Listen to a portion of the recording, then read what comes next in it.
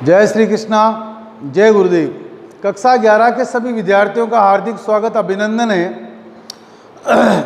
हम एक नए टॉपिक के साथ आज के इस अध्याय की शुरुआत करते हैं और इस अध्याय का नाम है 3 महाद्वीपों में फैला साम्राज्य, जिसका नाम है रोम का साम्राज्य।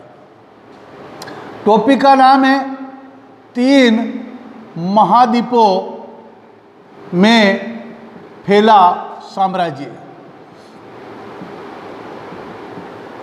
3 महाद्वीपों में फैला साम्राज्य। एक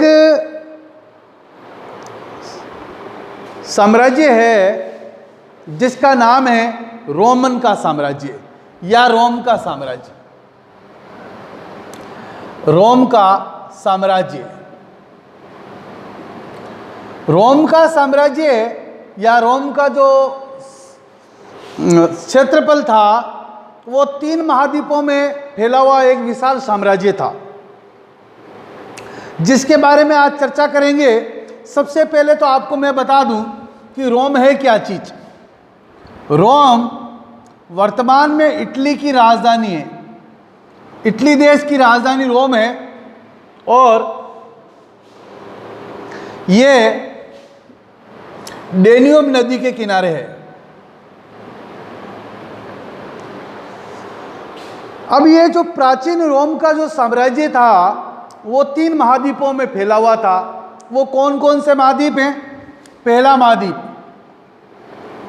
यूरोप महाद्वीप, दूसरा एशिया महाद्वीप,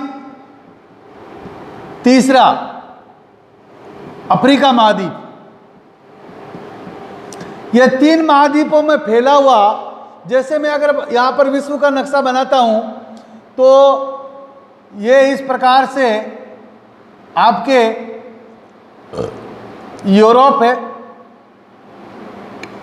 ये इस प्रकार से एशिया और ये इस प्रकार से अफ्रीका महाद्वीप। यूरोप, एशिया और अफ्रीका, ये तीनों ही महाद्वीपों में ये रोम का साम्राज्य फैला हुआ था। और इस रोम के साम्राज्य के इतिहास को हम 2 भागों में पढ़ते हैं। पहला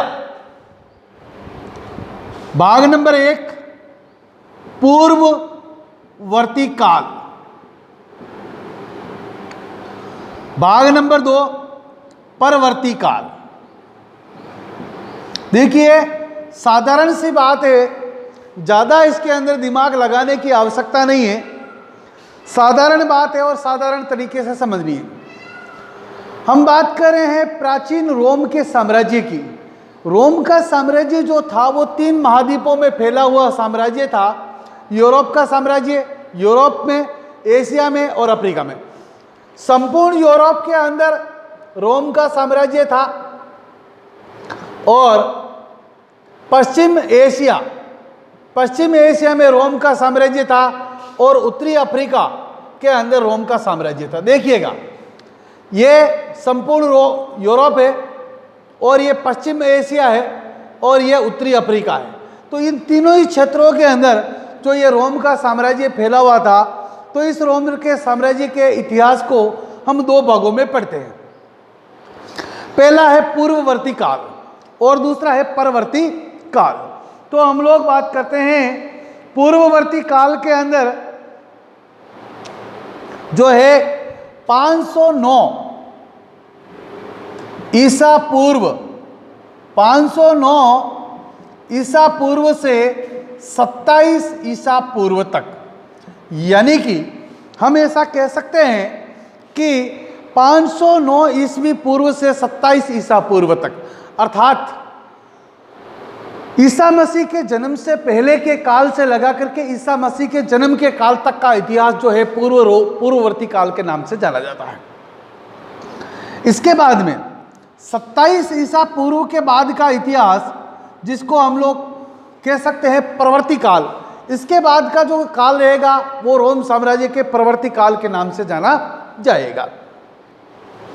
अब हम बात कर सकते हैं सबसे पहले कि ये रोम का साम्राज्य जो था वो पूर्ववर्ती काल के अंदर किस प्रकार से इसके साम्राज्य का विस्तार हुआ और किस प्रकार से इस रोम के सभ्यता का निर्माण हुआ।